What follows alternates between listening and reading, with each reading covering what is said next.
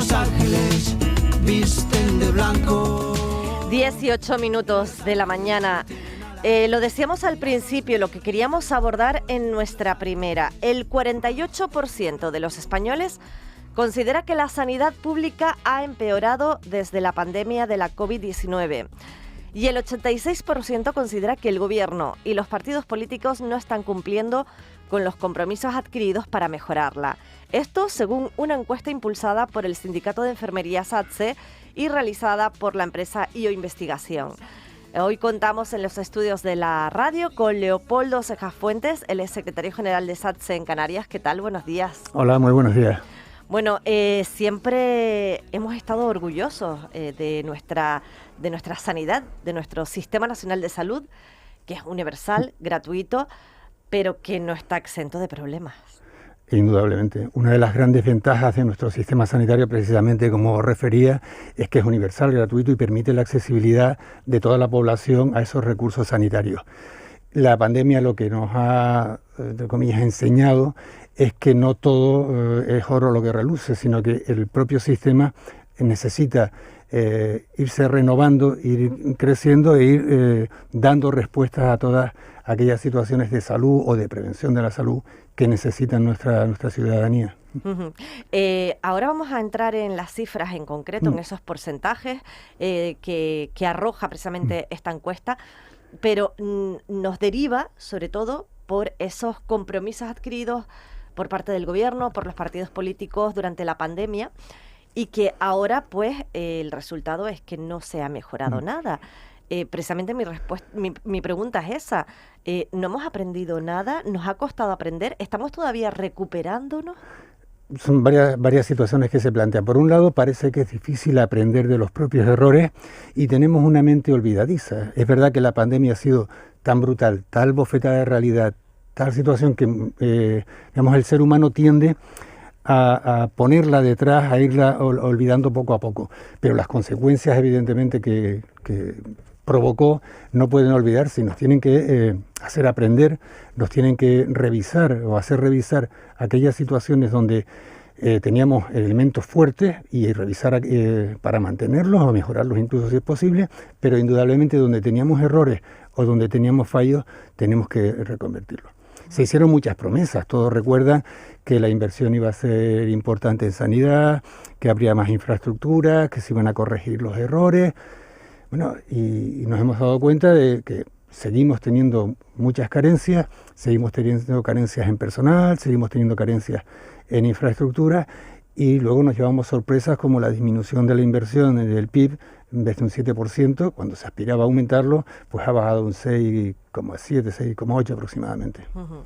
Desde luego, bueno, además está a la orden del día, lo tratábamos nosotros hace un par de días, lo abordaba también esta mañana de La Noche al Día, el programa de La Noche al Día, el tema de la saturación de los servicios de urgencias en los hospitales. Vamos a pasar a esas cifras que arroja este estudio. Lo decíamos, ese 86,32%, es decir, 8 de cada 10 ciudadanos, pues cree eso, que el gobierno, los partidos políticos no han cumplido sus compromisos, los compromisos adquiridos durante la pandemia. Esto en base a esta encuesta. Cerca de la mitad de los españoles, el 47,73%, considera que la sanidad pública de nuestro país ha empeorado tras la pandemia. Sí. Cuando desde el sindicato se plantearon mitad de la pandemia y con posterioridad se hicieron una serie de encuestas dentro de los profesionales para ver la sensación que tenían, qué percepciones tenían, qué ganas tenían, cómo se sentían después de todo este proceso. Nos encontramos que habían algunas respuestas que eran muy terribles, ¿no? Desde el punto de vista de querer abandonar la profesión o de querer dedicarse a otra cuestión. Con esta lo que hemos pretendido es trasladar estas inquietudes y estas preguntas de forma externa a una empresa dedicada exclusivamente a ello, a cómo lo percibe la población. Y la población nos ha dado estos resultados diciendo, la sensación que tenemos como ciudadanos es que todo lo que oía que se iba a cumplir no veo que mejore. Y la percepción que tiene es que su sanidad o la atención que tenía por parte del sistema sanitario ha empeorado. ¿En qué se traduce? Pues se traduce en mayores retrasos, en una saturación de los servicios de urgencia. Siempre se ha planteado que las listas de espera y los servicios de urgencia son dos elementos a valorar que si no están bien colocados, el sistema nos chirría. ¿Y que van aparejados el uno con el otro? Efectivamente, claro. Si hay un mayor aumento de la lista de espera, ya sea para una consulta o sea quirúrgica, muchas veces la necesidad, pues por todas las razones, nos deriva hacia los servicios de urgencia. Si en atención primaria tenemos determinadas carencias de asistencia, al final acabamos en el servicio de urgencias, que viene a ser, desgraciadamente, cuando es los servicios de urgencia, los grandes hospitales, ese saco final donde todo el mundo va a exponer su problema de salud. Y que además siempre permítame que lo introduzca, pero siempre sea un poco también culpabilizado al propio ciudadano, al usuario, ¿no? El acudir a urgencias por cualquier cosa, a una urgencia hospitalaria. Pero realmente se está dando el caso en la actualidad que realmente, o sea, las personas que van a urgencias es porque lo necesitan, obviamente, y además son derivados por un centro de salud que le dicen, no, tiene que ir a urgencias. O sea, no es que el ciudadano vaya porque sí en ese... voy a ir porque me encuentro mal. O sea, ya no estamos hablando de que nosotros no sepamos valorar, que se puede dar el caso, ¿no? Evidentemente, cuando, por un ejemplo, un padre o una madre ve a su niño malo, quiere que se le atienda lo antes posible, que lo atienda su pediatra o que los recursos sanitarios. Esto que voy a hacer es simplemente una anécdota, no nos refleja nada más. Hay quien ha llevado un servicio de urgencia porque a un niño se le ha caído un diente de leche. A ver, es verdad que no es la mayoría de los casos, evidentemente, y tampoco podemos pedirle a quien está asustado o quien tiene miedo por un familiar, por su pareja, por su hijo, que acuda a un servicio sanitario, pero no a un servicio de urgencias hospitalario. Yo creo que muchas veces tenemos que ser conscientes, como cuando vamos a acceder a estos servicios, entre comillas, la gravedad o la levedad que tiene el familiar, nuestro hijo, nuestra pareja, que vayamos a llevar a urgencia. Es verdad que todos nos pueden decir, yo no soy sanitario, no soy enfermera, yo no soy médico, yo no sé, quiero llevarlo. Pero evidentemente sí tenemos que hacer un uso racional de los servicios sanitarios. Como usted decía, primero un centro de salud, a lo mejor un servicio normal de urgencias extrahospitalario, y luego, si es necesario, serán esos profesionales los que deriven a los servicios de urgencia hospitalarios. Sobre todo con intención de evitar colapsos, de evitar enormes listas de espera, o más que listas, tiempo de espera en los servicios de urgencia, porque al priorizar la urgencia es posible que su tiempo de espera, pues a lo mejor supere las 3 o 4 horas. Y más, ¿eh? Y más, porque estamos hablando ya de palabras mayores, lo que está sucediendo ahora mismo. Este estudio, que hay que comentarlo, está hecho, los resultados se extraen de una encuesta realizada durante el mes de octubre a más de 2.000 personas en todas las comunidades autónomas, además de Ceuta y Melilla, y entre esas conclusiones que se extraen, pues hablamos de las listas de espera. Eso es el 70%, más del 70%, destacan que uno de los principales problemas de la sanidad es las listas de espera. Es que la lista de espera, evidentemente, es una preocupación indudable, porque necesita el usuario que está incluido en esa lista saber si se le va a atender con prontitud, si su intervención quirúrgica, en caso de que sea una lista de espera quirúrgica, cuánto va a tardar. Y a veces estas personas están en una situación de incapacidad laboral. El problema y es el tiempo que no puede estar realizando su actividad laboral por estar en una lista de espera. Y luego tenemos, evidentemente, la situación de incertidumbre, el no saber cuándo se me va a llamar. Es descorazonador que para determinadas especialidades una lista de espera te digan que la tiene para el año que viene, para el 2023, pero en octubre del 23 o enero del 24. Es verdad que entonces uno se plantea si su problema de salud puede esperar o intenta buscar una vía alternativa que le permita ser atendido. Un problema además que puede empeorar, o sea, es más, puede llegar a ser incluso porque, claro, tenemos que hablar del tema económico, obviamente, estamos hablando de que eso también supone unos costes, y supone unos costes porque ese problema puede empeorar también. Claro, no todas las patologías, a pesar de que se hace un filtrado lógico en cuanto a la capacidad que puede tener de que no haya un empeoramiento o de que no pueda ser demorado, siempre el que está enfermo, su sensación es, o su percepción es, o sea, no estoy obteniendo los recursos, o el sistema no me da los recursos necesarios para yo mejorar. Y es un poco una pescadilla que se muerde la cola, ¿no? Estoy enfermo, no consigo atención, sigo más enfermo, y si mi enfermedad, mi patología no se me atiende de una forma rápida, pues evidentemente algunas sí tienen un agravamiento importante.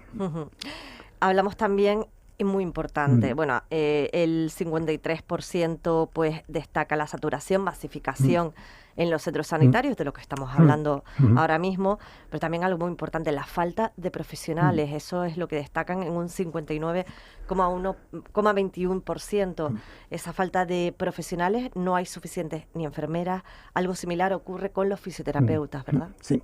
Ahora mismo, en el conjunto del Estado, digamos, la necesidad de enfermeras para adaptarnos al número de enfermeras por habitantes que requiere tanto la Unión Europea, básicamente, yo voy a decir una cifra que parece una desproporción, pero es absoluta, son aproximadamente unos 90.000 enfermeras lo que hacen falta.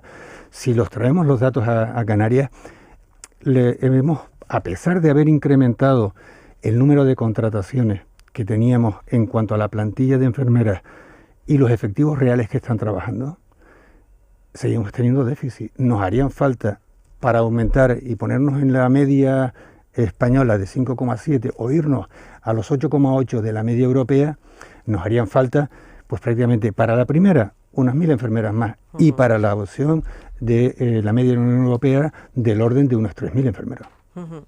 Esta falta de profesionales, obviamente, repercute además también en la carga de trabajo de los profesionales que están contratados. Por supuesto, por supuesto.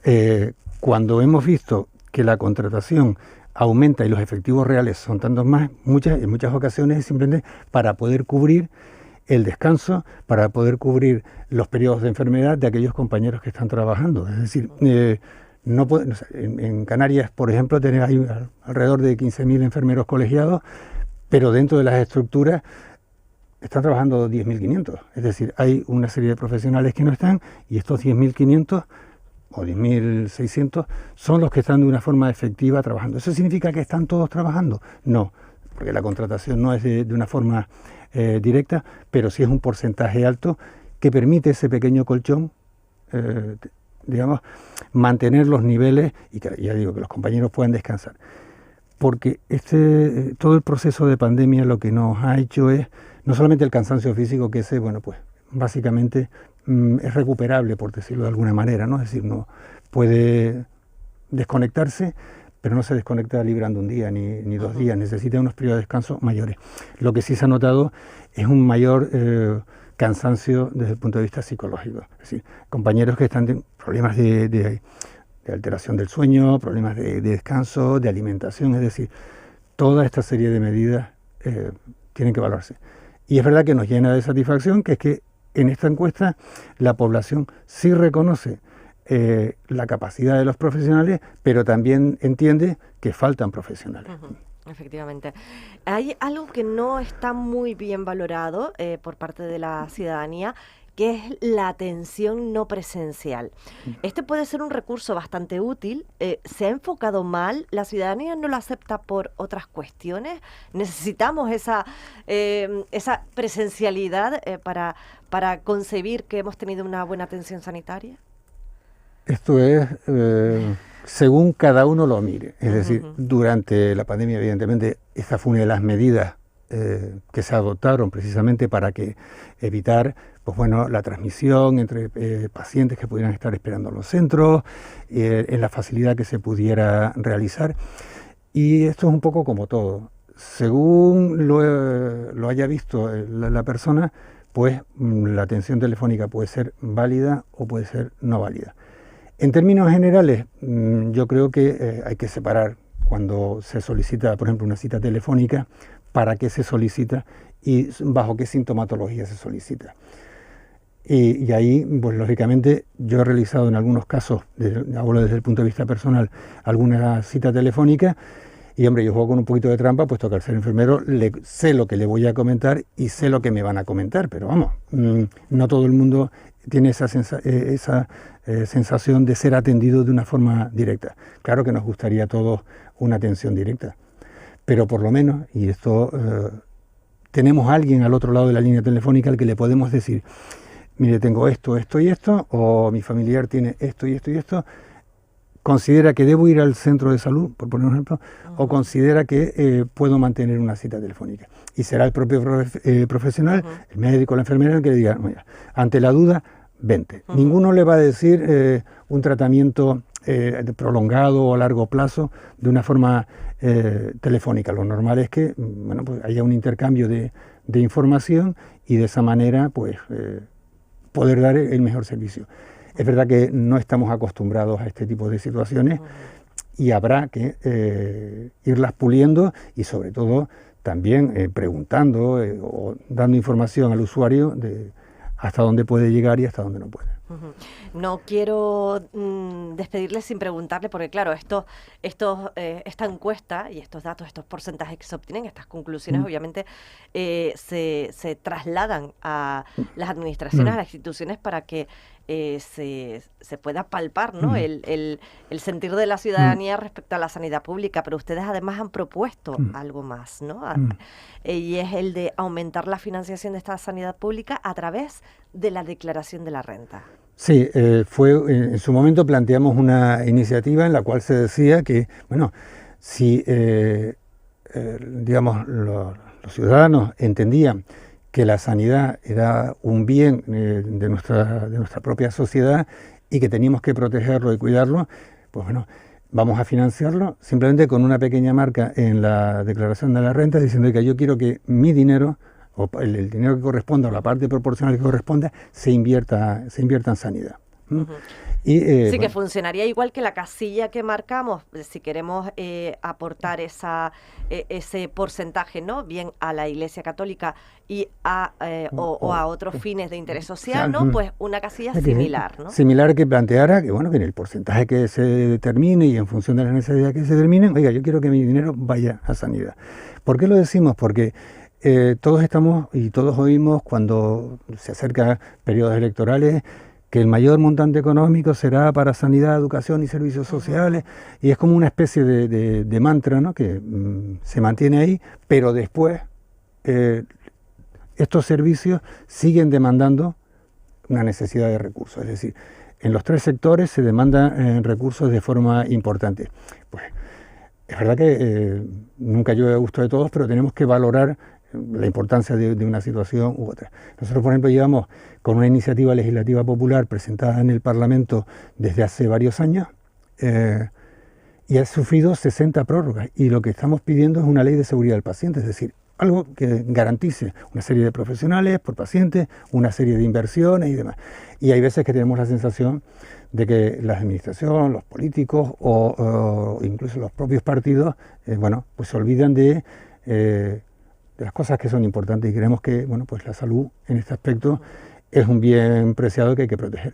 Sí, que además esa aportación, si se diera el caso, si se llevara a cabo esta propuesta, sería una aportación por comunidades autónomas. Sí. ¿No? Claro, de una manera, es decir, no se pretende, puesto que hay una parte de impuestos que corresponden a las comunidades autónomas, pues bueno, que cada uno pensara si en su comunidad, en función de los servicios que tiene y de la prestación, merecería la pena incrementarla para que no sea una cuantía de dinero que venga transferida digamos, de las arcas estatales, sino que, bueno, pues uno pudiera financiarse. Y a lo mejor junto con eso, una posición global que dijera algo así como la sanidad no será objeto de peleas políticas. Vamos a preocuparnos de la sanidad en sí, de la ciudadanía, y no si cuando gobernaste hiciste esto, cuando dejas de gobernar hago lo otro. Efectivamente. Leopoldo Cejas Fuentes, secretario general de SATSE en Canarias, le agradecemos que haya compartido con nosotros los resultados de esta encuesta, que llegue a buen puerto, obviamente, es el objetivo, ¿no? de recabar esta información y bueno, que la haya compartido con nosotros en Una más Una. Muchas gracias. Gracias a ustedes por la invitación y por hacer eco de esta situación en la que tenemos. Gracias, hasta luego.